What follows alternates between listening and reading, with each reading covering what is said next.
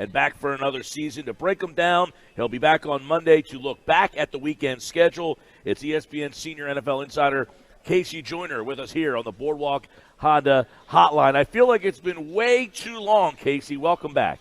Oh, it has. I have been looking forward to this for weeks. Yeah, man, as we get ready for Eagles, Redskins. But before we get there, let's first take a quick scope back to last night and get your initial reaction to the Bears' ineptitude on offense, Green Bay's ineptitude on offense. And is it because of the defense, is it, or because of the lack of the preseason? Where do you stand on what we saw last night? Saw some terrible offensive line play last night, and I think it was a big part of why both offenses started to falter. In fact, Green Bay's offensive line, though, as the game progressed, they got better at blocking. And I'm looking at it going, if you guys would have played a little more in the preseason, you might have been able to start that way in the first quarter instead of wait till the third and fourth quarter to do it. So I think both teams are going to have better offenses as the season progresses, but this says a lot about the state of the preseason.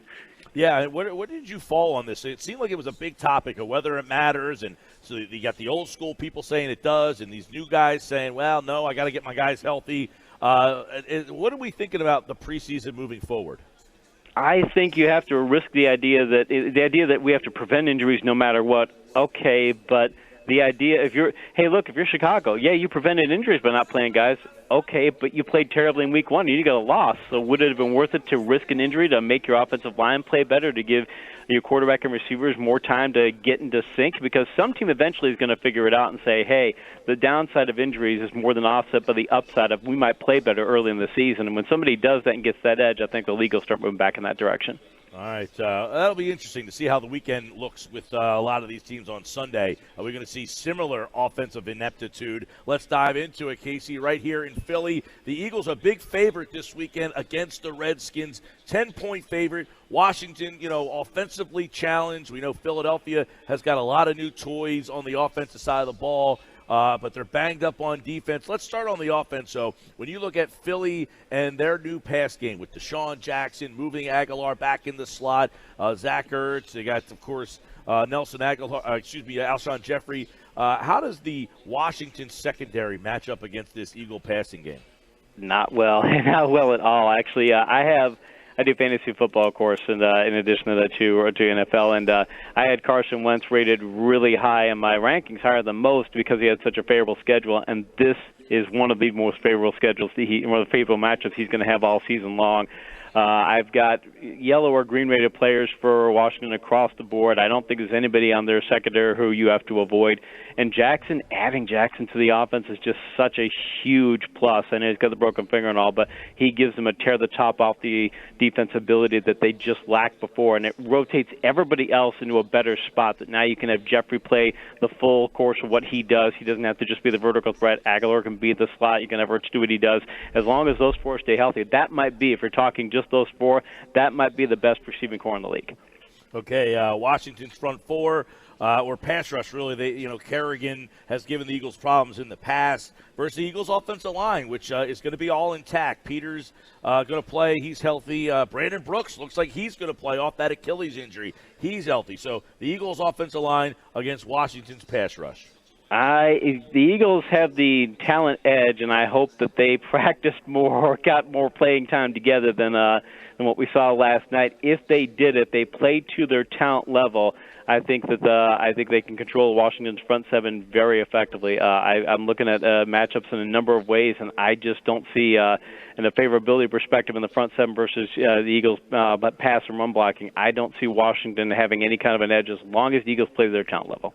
All right, let's look at the Eagles' pass rush on the defensive side of the ball. A lot of injuries. Guys who did not play, not because they didn't play in the preseason. They were hurt. They were not available. Fletcher Cox, Nigel Bradham, Ronald Darby, McLeod, Derek Barnett. They had a lot of guys who just weren't able to try to play. But how about that Eagles pass rush, the Washington offensive line? We've got Donald Penn and Eric Flowers on the left side of that line.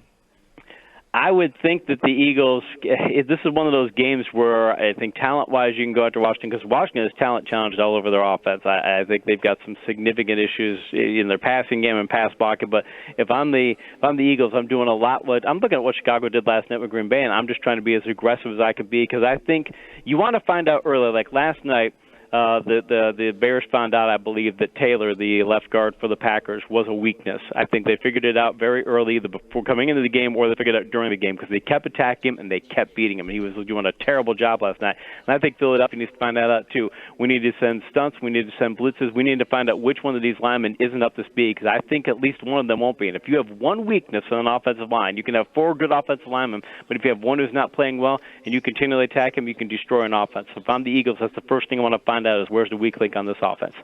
KC Joyner, ESPN, senior NFL insider. We look at Eagles and Redskins. Eagles secondary a little banged up again. Darby's going to play, but this will be his first action. McLeod, he played a little bit in the preseason. Jenkins barely played, if at all. But this passing game for Washington doesn't seem to scare you all that much. It really doesn't. Case Keenum's a guy who will take a lot of chances. He has posted terrible numbers at times in my bad decision rate metric. It measures how often the quarterback makes a mental error that leads to a turnover opportunity for the defense. So I think the Eagles if I were with them, I would try to mix up coverages and get him to take risky throws, because he will take them if you give him the opportunity. And I just look at the receiving core. I've got him as Terry McLaurin's their flanker. I got Richardson. I got Trey Quinn. I mean, I was talking about the Eagles having those 4. If nothing else, if the Eagles don't have the best receiving core in the league, at least it's the most complete, where everybody is slotted where they should be. I'm looking at Washington's receiving core going, okay, Jordan Reed, he's healthy now. I mean, that might be that way for 2 or 3 weeks, but that's about it. But the other guys, I mean, Quinn's an okay slot receiver, but Richardson's limited. McLaurin's, I mean, just looking at him going, this is none of these guys in their offense in their receiving core is somebody that the defense really needs to worry about. So I think the Eagles, even though they've got some secondary issues, I think they're going to be able to hold this receiving core in check. All right, so when you look at this matchup, where is there one area in this game where there's a clear advantage that could impact the outcome?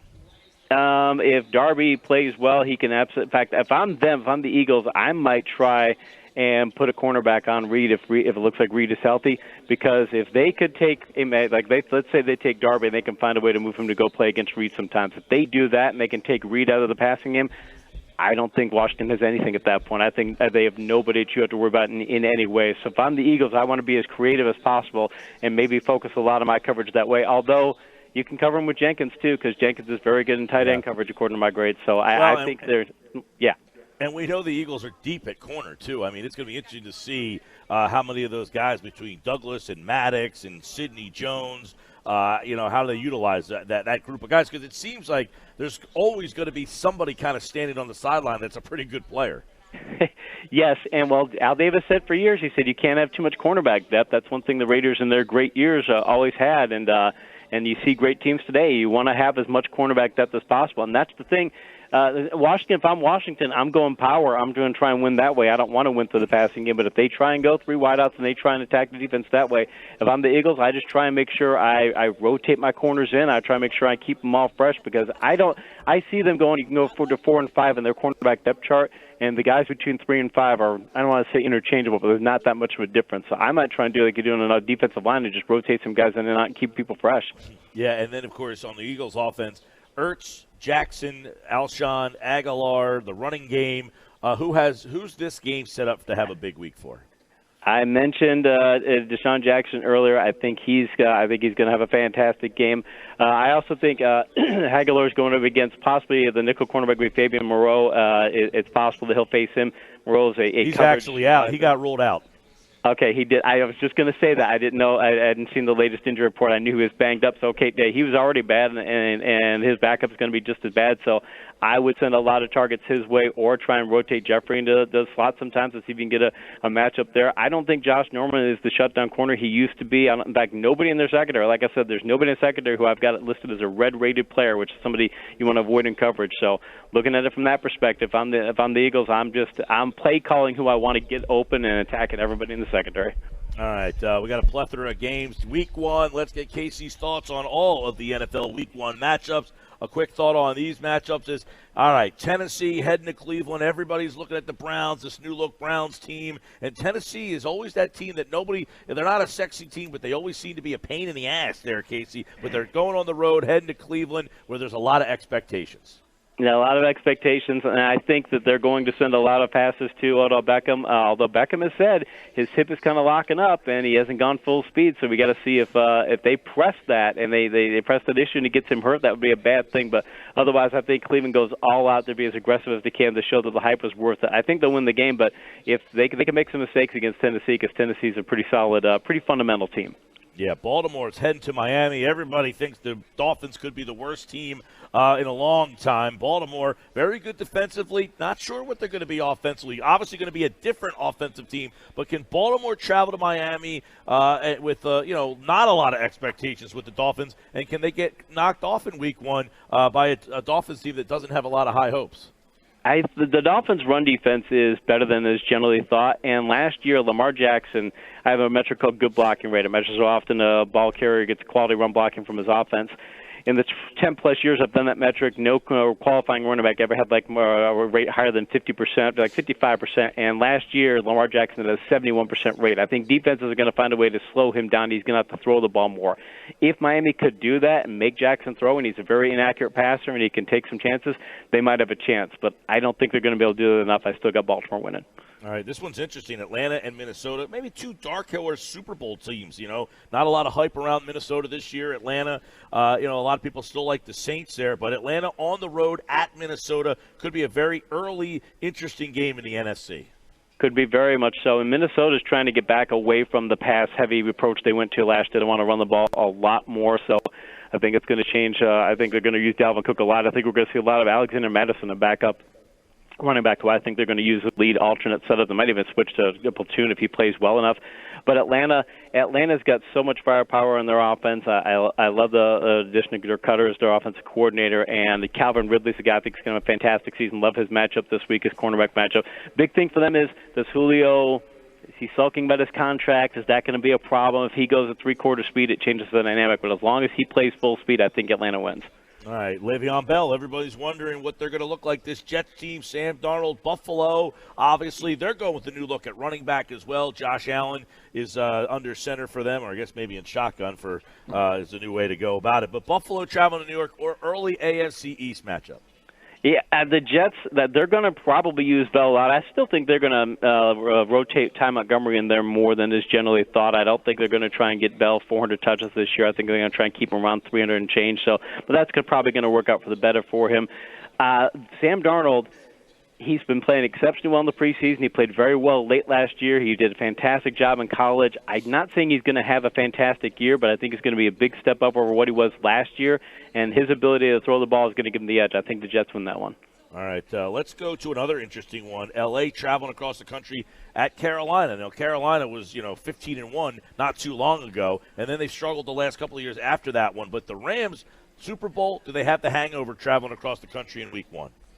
They could, but, I mean, they've got the Gurley question marks. I think Gurley's going to want to step up. And, by the way, people think that Darrell Henderson's going to be the guy who would back up Gurley if Gurley were to get hurt. Malcolm Brown would probably be the guy who's going to be the lead back in the event that Gurley gets hurt. So, note to fantasy owners there. As far as it goes for the Rams, I mean, I think they're going to rotate more backs into their backfield. They've got Cooper Kupp back. It looks like he's healthy, so now they've got their back to the receiving core they had. They obviously think that Goff is worth that kind of big money. I don't think he is, but they think he is.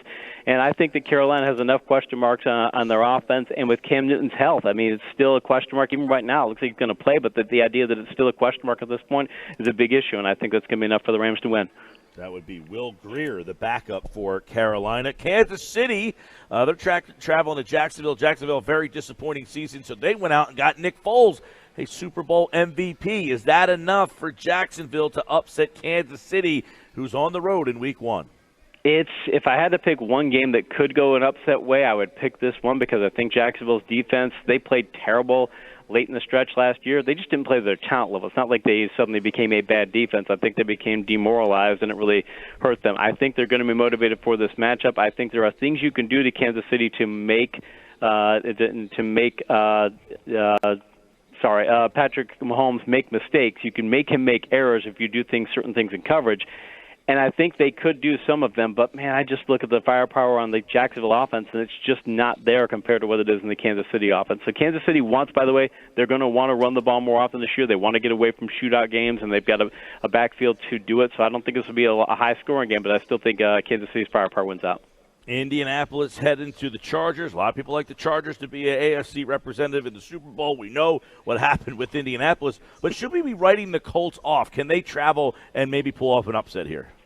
I think you're right in that they shouldn't write them off entirely because they still have a very talented defense. They have Darius Leonard, their defensive rookie of the year. They've added some talent on that side of the ball. I think that they've got a really good front seven. Their secondary is better than expected. They've got a deep backfield. They've got Mack Hines and Wilkins. They've got guys who they could rotate in so they can make some waves there. They've got Hilton. They've got Funchess. They've got some quality receivers. I just think the quarterback issue is just too much. And by the way, for the Chargers, last year Gordon is obviously their top back, and he's not going to play. But Austin Eckler posted a double-digit total in my good blocking yards per attempt metric, one of only 3 backs to do so. So they still have breakaway ability there, and they've got a good backup in Justin Jackson. I think it's enough for them to win. All right, Cincinnati, not a lot of high hopes there. Seattle, going to be an interesting team to watch with their pass rush. It's always tough to go up to Seattle because Cincinnati, it looks like a tough year for the Bengals here. It is, and I mean, they've got Damian Willis playing for A.J. Green, and I think Willis could be, and they've got a good matchups because the Seattle secondary is nowhere near as good as it used to be. I actually have them as having a couple of Green Bay players in their secondary, but I just don't think. I mean, John Ross literally was probably the worst wide receiver in the league last year, and you've got a backup in Willis. And I know Boyd's good, and you could do certain things with him, but Seattle still has too much firepower, and again, it's traveling across the country, so I got the Seahawks in that one. All right, NFC East, these two teams seem to open up the season every year, and they always seem close. But Dallas is a big favorite this time around. But can the Giants keep it close this time and maybe even pull off an upset? It'd be nice for the Eagles if they could, but I don't trust their offensive firepower. Barkley, for a guy who got terrible blocking, he still had a double-digit good blocking yards per attempt. I mean, and the number of carries that he had it on, too, it's really difficult to do what he did last year and to catch all the passes he caught. But they didn't have anything in their receiving core. And the Dallas run defense, by the way, is one of the top run defenses in the league according to my metrics. So I think that that's going to be able to slow him down. And with Dallas getting Zeke back, and now they've got Zeke and Pollard. If they want to rest Zeke a little bit and rotate Pollard in and get Zeke healthy for the full year, I mean, that gives them that opportunity. So when you add all that together, I just think Dallas still wins. All right, Detroit, Arizona, kind of a nondescript game here, really, but Detroit on the road, Arizona, new look, college coach coming in, Murray, kind of intriguing in that sense, but two teams that, not a lot of expectations for. It's going to be interesting because Detroit, Matt Patricia I think he only wants to pass the football. If he passed the football fewer than 500 times this year, or fewer than 500 dropbacks, he'd be perfectly fine with that, which is odd because they've got an offense that you think would allow them to do more. The Arizona run defense is terrible, so I think they're going to be able to give a lot of carries to Kerryon Johnson and C.J. Anderson, and maybe even Ty Johnson, their number 3 back. They want to rotate him in. But Arizona with that offense, they've got enough talent, and what they could do with Kyler Murray and things, I think it's going to be enough of a challenge for Detroit to see this new setup, and I think that Detroit's got some weaknesses in the sector, so I think Arizona wins that one. Couple more with KC Joyner. San Francisco crossing the country to Tampa Bay. Bruce Arians is back, and, this is a team that's been disappointing. People had expectations for them with all the weapons. Jackson and Evans and Winston's really never lived up to it. But can Arians get the most out of them? I was surprised that they're only about a point favorite at home against San Francisco traveling across the country. And what the word out today was that Mike Evans missed practice day because of an illness. I'm going to be looking at that because if Mike Evans were to miss that contest, I'm picking San Francisco all the way. But if Evans is healthy, and you got O.J. Howard, if all those guys are healthy, I'll pick Tampa Bay because I like their vertical game against San Francisco's weak defense. But if Evans is out, then I would change it entirely and say San Francisco pulls the upset. Interesting there. Pittsburgh, New England. A lot of people think this could be a possible AFC championship game, but no one's going to be that person. I hope it's not you, Casey, that says this is the year New England doesn't do what we think. But Pittsburgh on the road, 5.5 points for the Patriots, and it seems like Pittsburgh has had so many issues up there. If Pittsburgh beat them last year, I would point that out as my son is a Steelers fan, so you'd want me to point that out. Pittsburgh, they're going back to the power attack that they used to be. They don't want to drop back 700-plus times like they did last year. That's not what they want to do. Their draft says they're heading in that direction. Everything about their whole offseason, plus the fact, the idea that Mike Tomlin, I gave him a bunch of grief last year for what happened with AB. Well, obviously, Tomlin, I already did my mea culpa on Twitter that, hey, I was wrong. Tomlin handled that situation well. He's got the locker room in the right place, but it's at New England. It's the first game of the season. New England's got I think New England will probably outplay call Pittsburgh. I won't be surprised if Pittsburgh wins the game, but I've got to go with the chance at home in Week 1. All right, there's 2 Monday Nighters. We'll get to those on Monday's show. Casey will be back when we recap Week 1 of the NFL season. And, of course, that'll be 5:15 on Monday. A look back at all of the action and a preview of the 2 Monday night games, Houston, the Saints, Denver, and Oakland. And Antonio Brown apparently will play in the game. He is KC Joyner. Before we let you run, Eagles, Redskins, how's that game end up? Eagles by a big score. I think it's going to be 27-10. It won't surprise me if it's 34-10. I hate to predict a big blowout win like that, but I think the Eagles are that far ahead of Washington right now.